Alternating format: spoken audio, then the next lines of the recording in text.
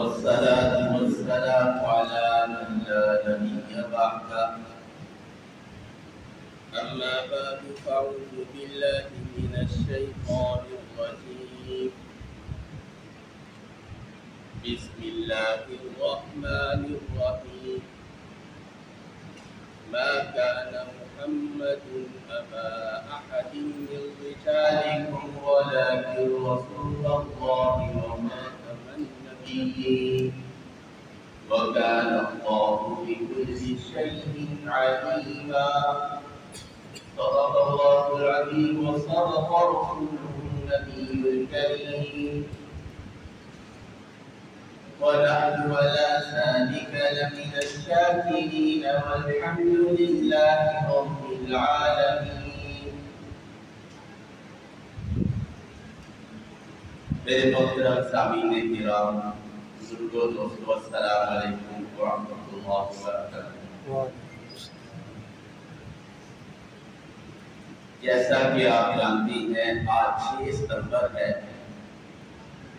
6 ستمبر ملکی دفاع کے حوالے سے منایا جاتا ہے، اور 7 ستمبر کل یہ ختم نبوت کی تحریک کی کامیابی پر 7 ستمبر کو عقیدہ ختم نبوت کی تحریک کو منایا جاتا ہے۔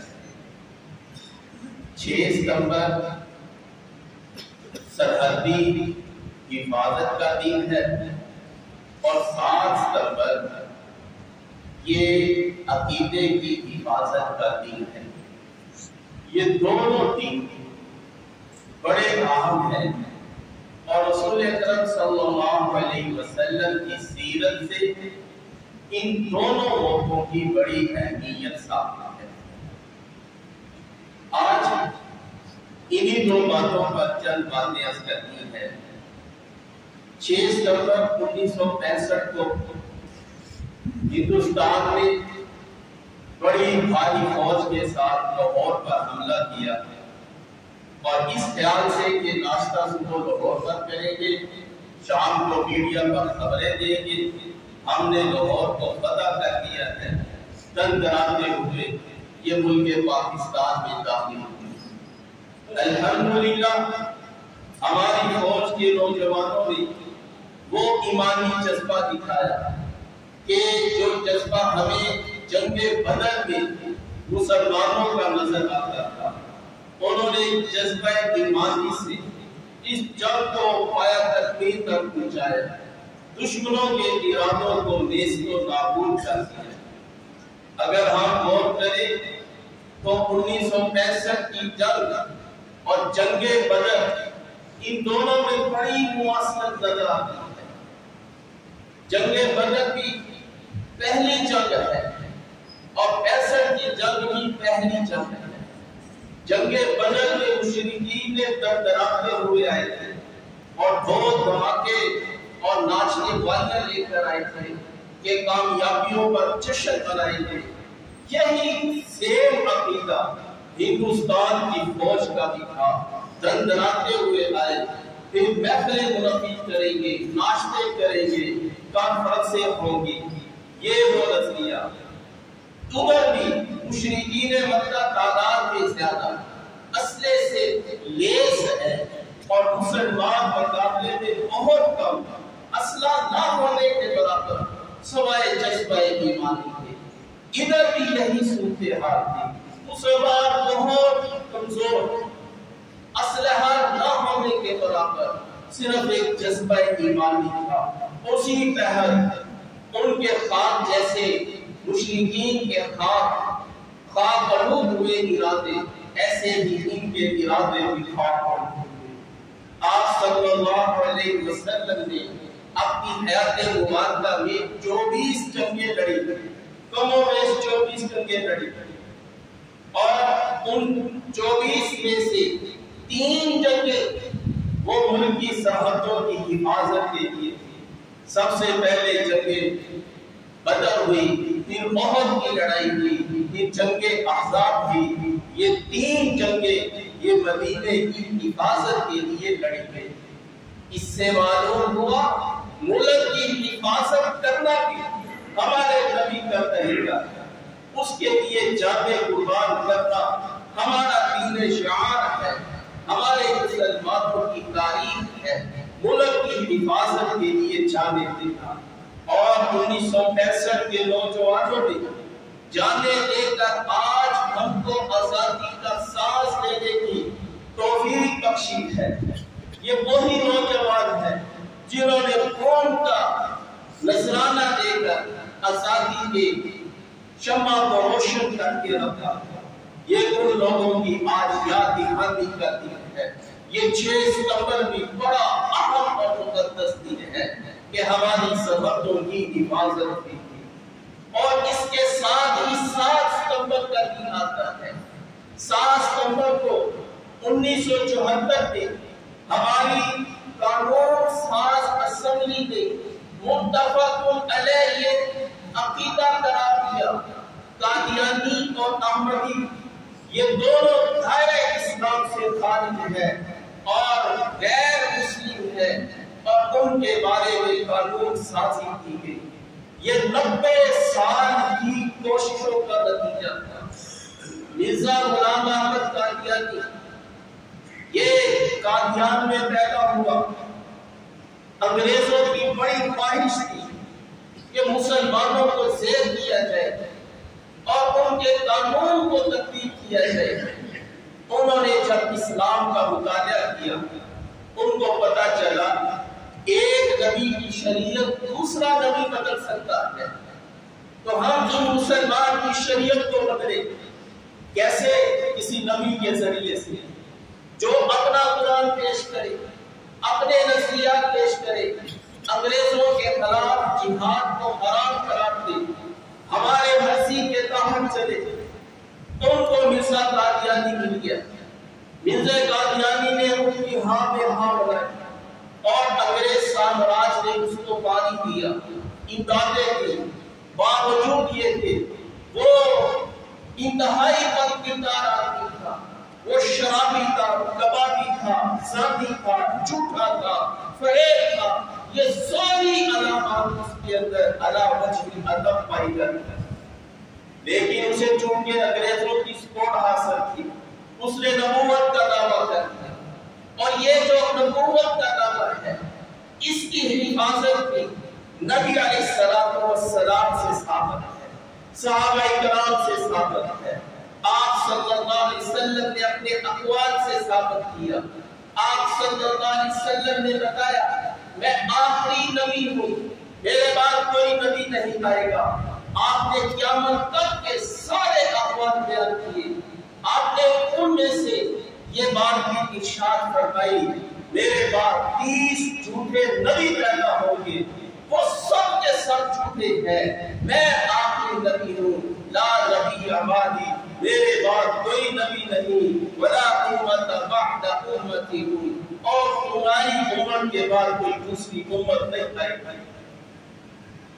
چنانچہ آپ صلی اللہ علیہ وسلم کے دور میں مسیلمہ کذاب نے نبوت کا دعویٰ کر دیا، اور اس نے جو نبوت کا دعویٰ کیا وہ نبوت کا یہ دعویٰ نہیں تھا کہ میں نیا نبی ہوں، اس کا دعویٰ یہ تھا کہ میں آپ کی نبوت صادقہ میں آپ کا شریک ہوں۔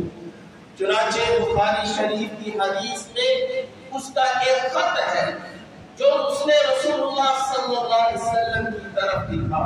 اس نے لکھا من مسیلمہ رسول اللہ الی محمد رسول اللہ۔ اس سے اس نے خط کا آغاز کیا اور اس نے یہ لکھا اشرفت معک فی ھذا الامر، میں آپ کے اس نبوت میں آپ کا شریک بننا چاہتا ہوں۔ نبی آپ ہے، آخری نبی آپ ہے، میں آپ کی نبوت میں شریک ہونا چاہتا ہوں۔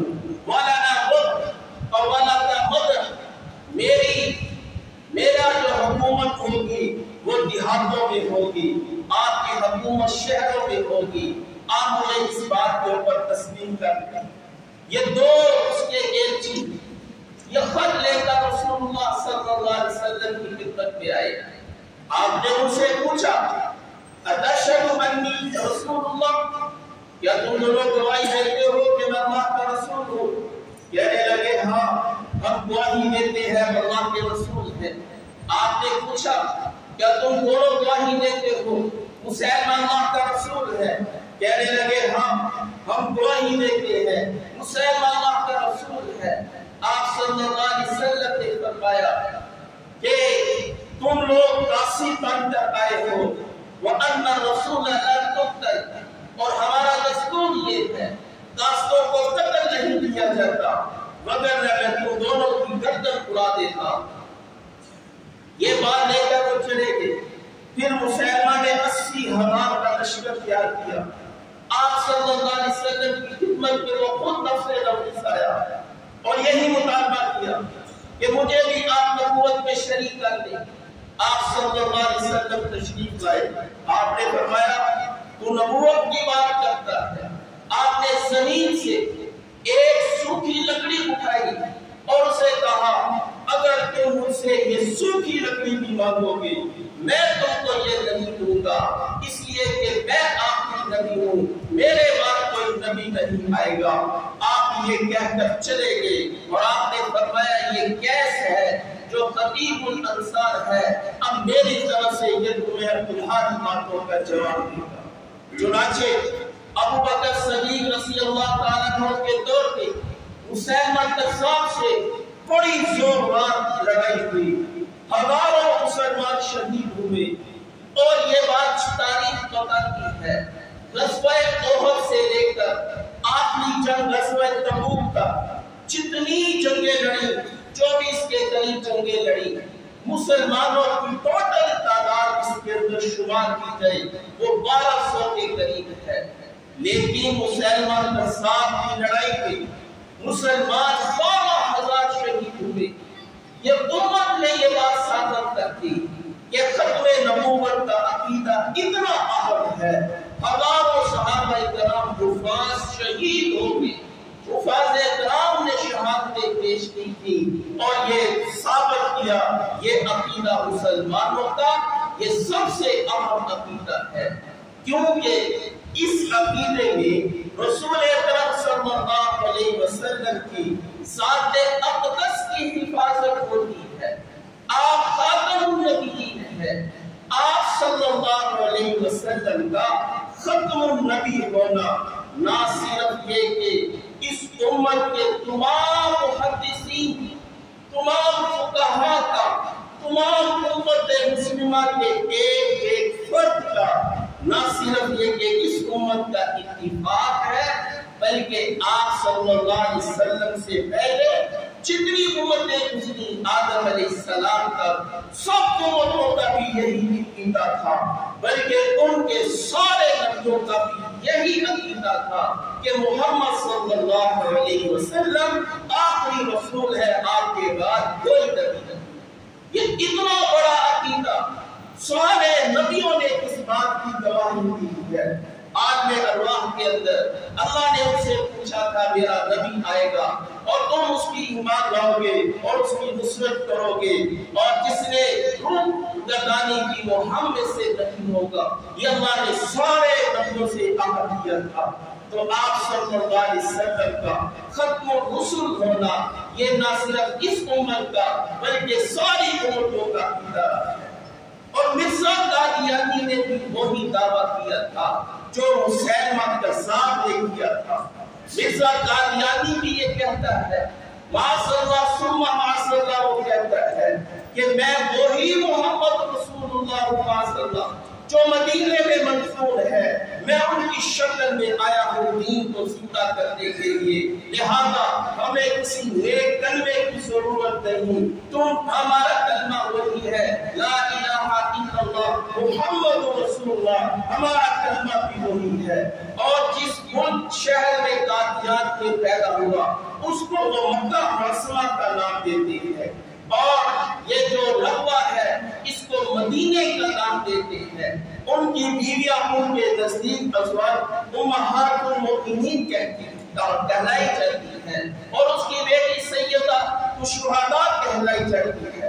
اس اس کے ساتھی صحابہ کرام کہلائے جاتے ہیں.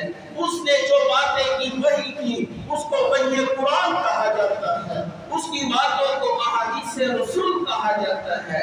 مجھے بتائیے اتنا بڑا کفر، اتنا بڑا جھوٹ، اس کو وہ اپنے آپ کو مسلمان سمجھے اور ہم سب کو وہ کافر سمجھتے ہیں. اس سے بڑا کائنات کا کوئی جھوٹ ہے؟ کوئی جھوٹ نہیں ہے. لیکن وہ اپنے آپ کو یہ مسلمان قرار دیتے ہیں. اس قانون کے اندر، اس آئین پاکستان کے اندر یہ بات رکھی گئی کہ یہ جھوٹے ہے، یہ غیر مسلم ہے، دائرہ اسلام سے خالی ہے. جب ان کے خلاف یہ فیصلہ آیا، پھر یہ فیصلہ لے کر دنیا کی عدالتوں میں گئے. دیکھو دیکھو، ہم قرآن و حدیث کا نام لیتے ہیں، ہم جنت جہنم کو مانتے ہیں. انہوں نے ہمیں اسلام کے ہم پر پابندی لگا دی ہے. دنیا کی عدالتوں نے ان کو جھوٹا قرار دیا. ایک عدالت نے بھی ان کی بات کی تائید نہیں کی. سب نے ان کو جھوٹا قرار دیا. اب یہ چاہتے ہیں یہودیوں کے پاس، عیسائیوں کے پاس، اور کہتے ہیں دیکھو پاکستان والوں نے ہمیں آزادی اظہار رائے سے روک رکھا ہے، ہم اپنی مرضی سے دین پر عمل نہیں کر سکتے، عبادت نہیں کر سکتے، لہذا تم ہمیں سپورٹ کرو. جب ہمارے حکمران ان کے پاس قرض لینے کے لیے جاتے ہیں، وہ یہ شرط عائد رکھتے ہیں اپنے ملک سے اس قانون کے اندر ترمیم کر دو، پھر ہم تمہارے لیے کتنا قرضہ دیں گے. اور یہ نام نہاد، یہ مال کی خاطر، یہ مال ہے ہی ایسی چیز کہ جب یہ مال کی محبت آتی ہے، بہن بھائیوں کو قتل کر دیا جاتا ہے، ماں باپ کو قتل کر دیا جاتا ہے، دین کا خیال نہیں کیا جاتا. یہ بھی اپنا ایمان کو بیچ کر آ جاتے ہیں اور پھر اس قانون کے اندر ترمیم کی کوششیں کرتے ہیں. اور جب بھی کوئی ایسا واقعہ پیش آتا ہے اور ان کے خلاف کوئی قانون، کوئی FIR درج ہو جاتی ہے، تو اب سارا میڈیا اس جج کے پیچھے لگ جاتا ہے کہ تم اس قانون کے اندر قادیانیوں کے لیے کوئی نقدی سہولت پیدا کرو. اور وہ لوگ کہتے ہیں کہ سب سے سستے یہ پاکستانی سیاستدان ہے، یہ صرف سکالرشپ کے اوپر بک جاتے ہیں، تیرے بیٹے کو سکالرشپ دے دی جائے گی، یہ اس بات کے اوپر تیار ہو جاتے ہیں، چلو ہم تمہارا یہ کام کرتے ہیں. میرے بھائیوں، یہ ختم نبوت کی حفاظت یہ امت مسلمہ کی ذمہ داری نہیں ہے، یہ میرے اور آپ کے کندھوں کے اوپر ہے. اس ختم نبوت کی حفاظت یہ ہمارے ملک سے بھی زیادہ اہم ہے. ہمارے دین کی جو رگے زندگی ہے وہ ختم نبوت ہے. اس کی حفاظت میرا اور آپ کا سب کا کام ہے. اور آج مغرب اسی قانون کے پیچھے لگا ہوا ہے. اس قانون کے اوپر پہرا دینا اب یہ میری اور آپ کی اور اس وقت کے سارے مسلمانوں کی ذمہ داری ہے کہ اس قانون کے اوپر کوئی آنچ نہیں ڈالنے دیں گے. یہ ایسا شاندار قانون بنا ہے کہ ان کے ہر کام کے اوپر رکاوٹ ڈال دی گئی ہے. ہمارا ان سے مطالبہ ایک چھوٹی سی بات کا ہے. ہمارے مطالبے کو وہ مان لیں گے، ہم تسلیم کر لیں گے، ہم انہیں وہ تمام حقوق دیں گے جو ہمارے ملک میں غیر مسلموں کے ہیں. ہمارا مطالبہ یہ ہے تم اپنے آپ کو غیر مسلم ثابت کر دو، کہہ دو ہم غیر مسلم ہیں، ہمارا تم سے جھگڑا ختم ہو جائے گا.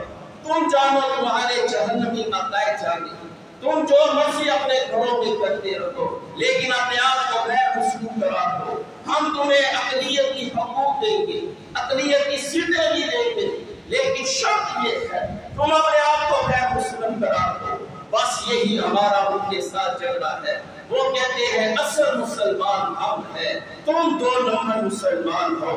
ہم کہتے ہیں اصل مسلمان ہم ہیں، تم 2 نمبر ہو. ہم تمہارا راستہ روکیں گے، ہر گلی سے، ہر چوک سے، ہر جگہ سے. اگر ہم سب کو اپنی جانوں کے نذرانے دینے پڑے، اپنی بچوں کے، اپنی کاروبار کی جانے نذرانے دینے پڑے، تو ہم محمد صلی اللہ علیہ وسلم کی ناموس کے اوپر نچاوت کر دیں گے. کہو انشاءاللہ. میرے بھائیوں، یہ 2 دن بڑے اہم ہیں۔ 6 ستمبر کا دن ملک کی حفاظت کا دن ہے، اسی سے ہمارے ملک کی وقار ہے، اسی سے ہماری جان ہے، پہچان ہے۔ ہمارا ملک جیسا کیسا بھی ہے، اس سے محبت کرنا ہماری ذمہ داری ہے۔ اگر یہ ملک کرنا ہے تو ہمارے اندر رہنے سے کرنا ہے۔ اور دوسری بڑی بات 7 ستمبر کا دن ہے، گولڈن جوبلی منائی جا رہی ہے مینار پاکستان پر کل کے دن، شکرانے کے طور پر کہ اللہ کے فضل سے اس امت نے اپنے نبی سے محبت کا حق ادا کیا ہے، اپنی جان مال سے زیادہ نبی سے محبت کا حق ادا کیا ہے۔ کسی دور کے اندر بھی مسلمان کتنا گھٹیا ہو، کتنا فاسق و شرابی ہو، اس نے کبھی بھی نبی کی ناموس کے اوپر آنچ نہیں آنے دی۔ جب ناموس کے اوپر آنچ نہیں ہے تو ختم نبوت پر بھی آنچ نہیں آئے گی انشاءاللہ۔ یہ گولڈن جوبلی ہے، 50 سال ہو گئے ہیں اس قانون کو پاس ہوئے ہوئے۔ اب میرے بھائیوں میری آپ کی ذمہ داری ہے، اللہ سے دعا ہے کہ اللہ تعالیٰ ہمیں ان دونوں باتوں پر عمل کرے۔